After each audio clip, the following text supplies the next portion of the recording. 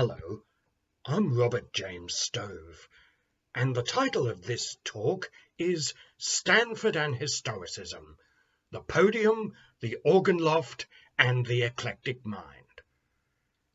How much of a historicist was Sir Charles Villiers Stanford in his creative outlook? He certainly knew at first hand, particularly through his functions as organist and conductor, a great deal of music from the 16th and 17th centuries, as well as from the 18th and 19th centuries. So, how did the anxiety of influence, to borrow Harold Bloom's useful phrase, affect him? Was it, in his case, anxiety at all?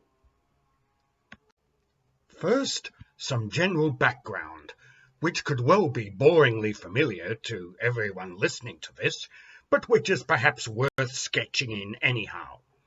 The 19th century was the first epoch in which large numbers of musicians developed a genuine historical consciousness concerning music from past ages. In particular, concerning the sheer pastness of such music, the realization that the past has its own fascination and is not merely the present's half-witted elder sibling. Not at all by coincidence, this was the very period when musicology, as a recognized scholastic discipline, emerged. The starting date for this discipline is usually given as 1885, in which year the term Musikwissenschaft first entered the German language. But the first volume in a comprehensive edition, also German, of Bach's music had appeared as far back as 1851, while the equivalent volume in a similar edition of Handel's music comes from 1858. A historical consciousness tended to mark even the most self-assured, ebullient, and openly rebellious of 19th century composers. Wagner, of all people, prepared as early as 1848 a performing edition, with profuse expression marks, of Palestrina's Stabat Mater, this piece being at the time hardly known save among a handful of specialists. Liszt shared in an intensified form Wagner's admiration for Palestrina, and unlike Wagner, Liszt allowed such admiration to determine much of his own creativity, his sacred output being large and varied. As for Brahms, he not only served on the editorial boards for the Bach and Handel editions which I mentioned before, but he also helped obtain, in defiance of the dominant nationalist proclivities, Teutonic publication for that most quintessentially French of assortments, Couperin's Pièce de Clavecin. The first modern printings of early Germanic compositions in vast quantities, Denkmäler deutscher Tonkunst, Denkmäler der Tonkunst in Österreich, Denkmäler der Tonkunst in Bayern, began late in Brahms's lifetime and had his eager endorsement. These editions, the opposite of performer-friendly, with their eccentric clefs, their giant folio-sized pages, and their publisher's reluctance to envisage any note values shorter than a minim, presupposed quiet study rather than practical music-making.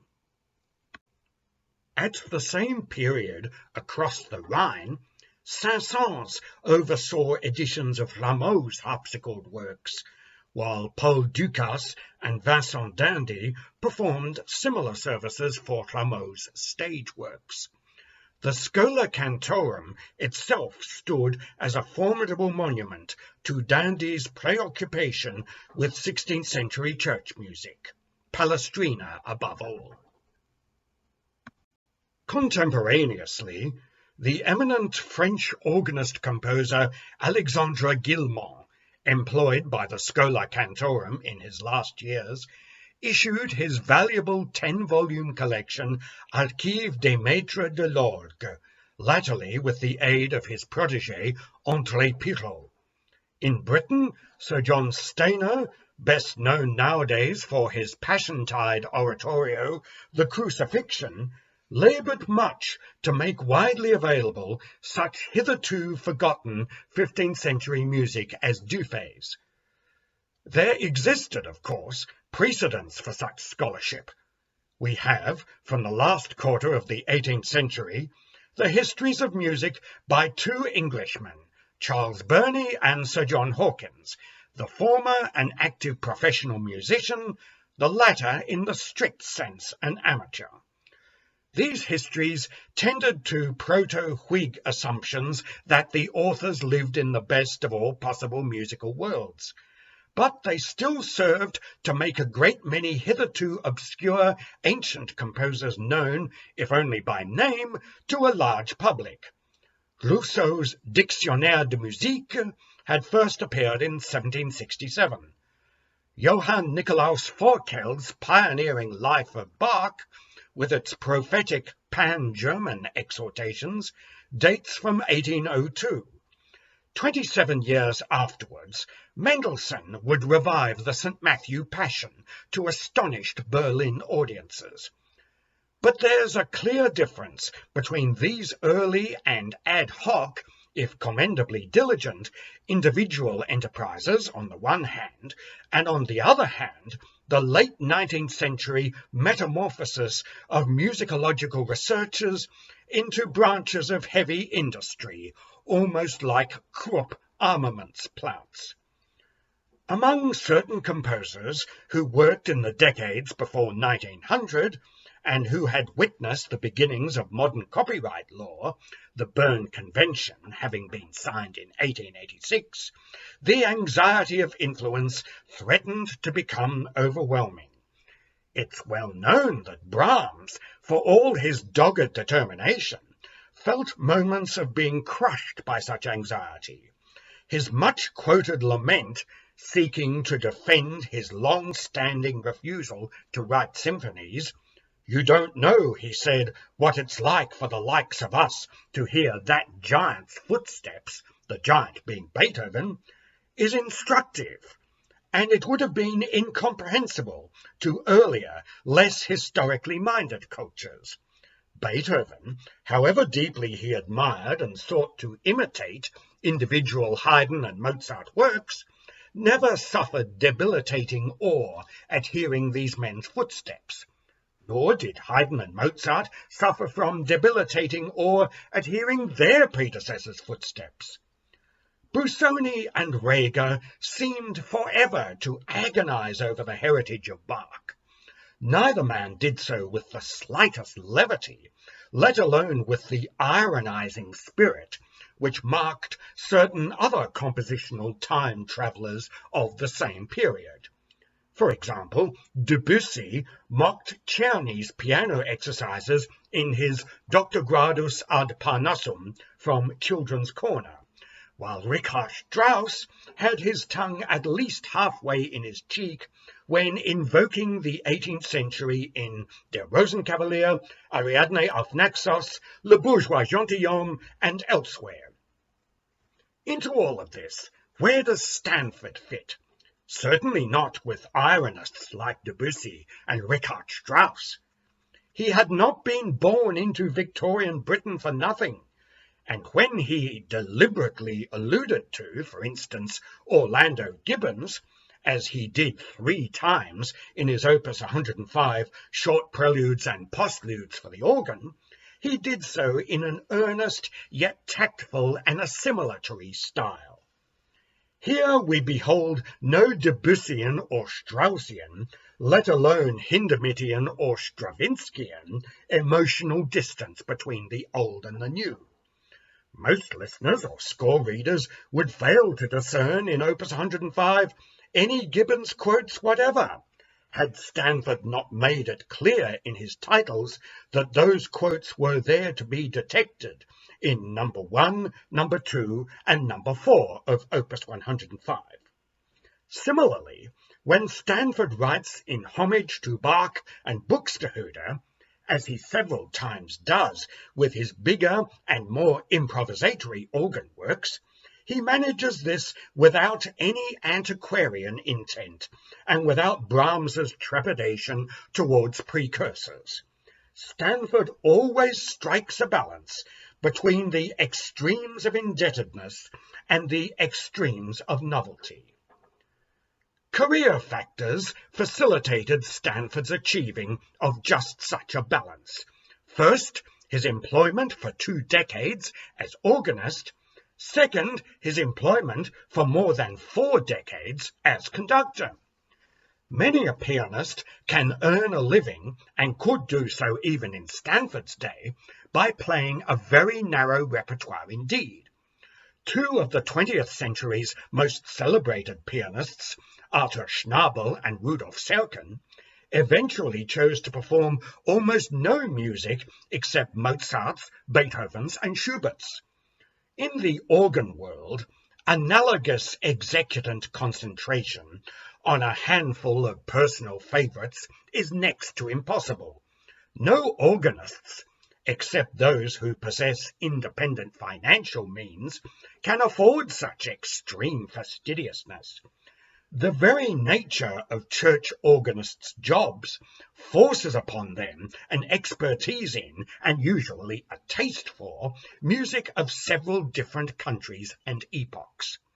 If for no other reason, they must usually acquire such an expertise in order to propitiate the clergy who pay organists' wages, and who would openly object to organ-loft liturgical contributions that were all Bach, or all Buxtehude, or all Renaissance, or all Romantic.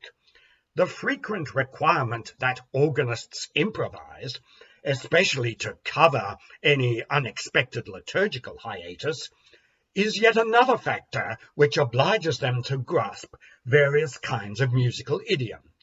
An organ improvisation marked by Wagnerian chromatics will sound ludicrous in a liturgy where the music has been dominated by, say, Tallis. So too with conducting. The sheer amount of time that Stanford spent in charge of massed choristers, who evinced greatly differing aptitudes and educational backgrounds, meant that he could not confine himself to one specific type or period of choral writing, but instead needed to be at least competent in several. To judge by the harsh newspaper criticisms which he incurred when conducting the St. Matthew Passion in 1894, Stanford's achievements on the podium fell on occasion substantially below the level which audiences had a right to expect from him. But an overcrowded timetable is a likelier explanation for such a disappointing outcome than any alleged lack of interpretative sympathy on his part for Bach's genius. Moreover, the likelihood is that Stanford's natural curiosity and gusto would have inclined him to substantial breadth of musical taste, even if his professional duties had not dictated it. When the Catholic convert Sir Richard Runciman Terry began to make the Latin musical legacy of Tudor England, not to mention such continental Renaissance masters as Palestrina, Victoria, Lassus, Felice Aneglio, Giovanni Croce, Jacob Handel, Adrian Villert, Cristobal de Morales, and Hans Leo Hassler, integral to the choral repertoire at Westminster Cathedral, Stanford fully supported him. Furthermore, Stanford actively recommended that his Royal College of Music pupils avail themselves of, as he put it, Palestrina for twopence. In other words, that they go and hear Terry conduct Renaissance music at Westminster Cathedral, since they could travel there from the RCM for the price of a bus ticket. Terry returned the compliment by including now and then, in Westminster Cathedral's music lists, various Stanford works to Latin texts. As it happens, Terry had been, during his Anglican days, a composition student of Stanford in Cambridge. That said, it is very largely vain to look in Stanford's output for any hint of Palestrina's influence, such as clearly marks Vaughan Williams's Mass in G minor, which Terry commissioned. The closest which Stanford comes in his own music to acknowledging such influence could well be the densely imitative part-writing of Beati Quorum Via, the most celebrated among Stanford's Latin motets. And even that piece remains closer in style to Bruckner than to Palestrina or to anybody else in the Renaissance.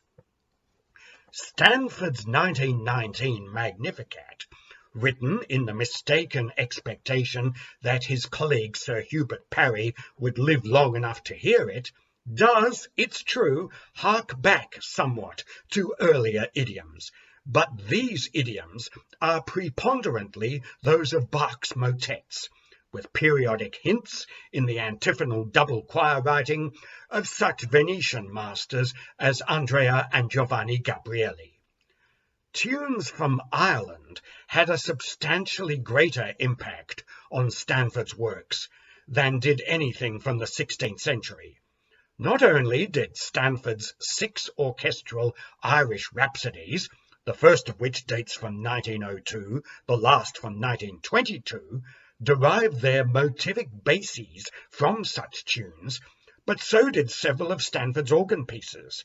Saint Columba, habitually sung by congregations to words beginning, "O breathe on me, O breath of God," forms the obvious foundation for Stanford's Opus 101, No. 6.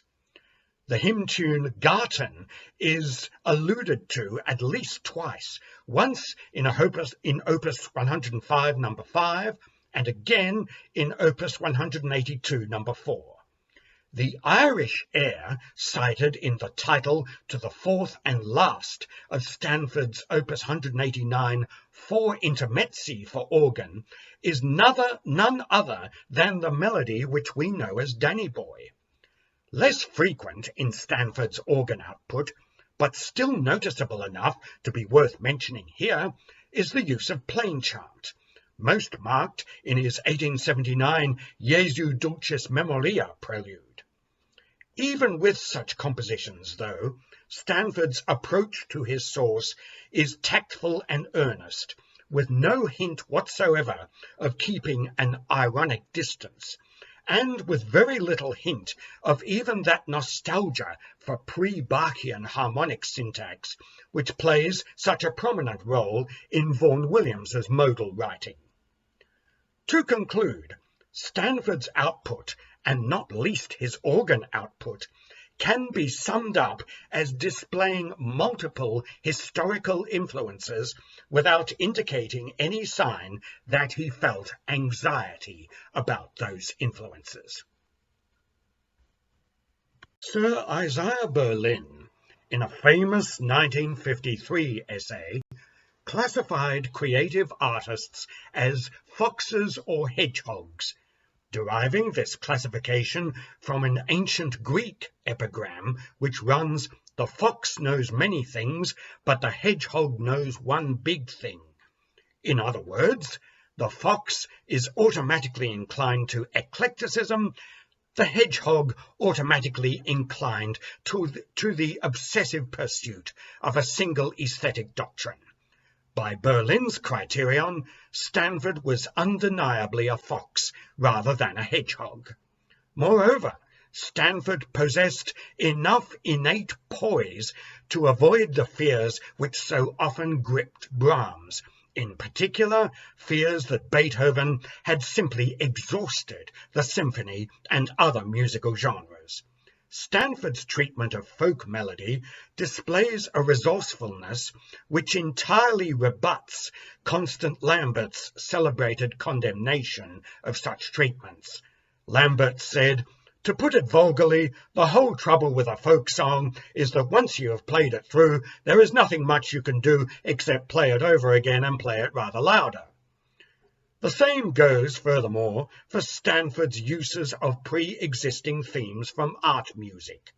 There, it is often the elaborate development which he imposes on such a theme that becomes the most conspicuous feature of his music, not the theme itself, which, as with the Orlando Gibbons tributes that I mentioned previously, he takes considerable trouble to disguise. Stanford's sheer industriousness left him with little time for aesthetic, let alone metaphysical, brooding. As critic Scott Goddard observed in 1946, Stanford, quote, was in fact singularly free from that self-questioning which lames a man's spirit and forms both the smallest and the greatest creative artists. Neil Zaslow of Cornell University created a great stir in 1994 by naming one of his own articles Mozart as a working stiff. One could, with at least equal justice, write an article named Stanford as a working stiff. Yet, if on occasion Stanford as a creative artist might have benefited from being slightly less fluent, slightly more prone to self-distrust, his output in general, and his finest organ output in particular, should make us very grateful for the emotional depths which Stanford could often plumb, as well as for the superb technique which nowhere failed him. Thanks very much.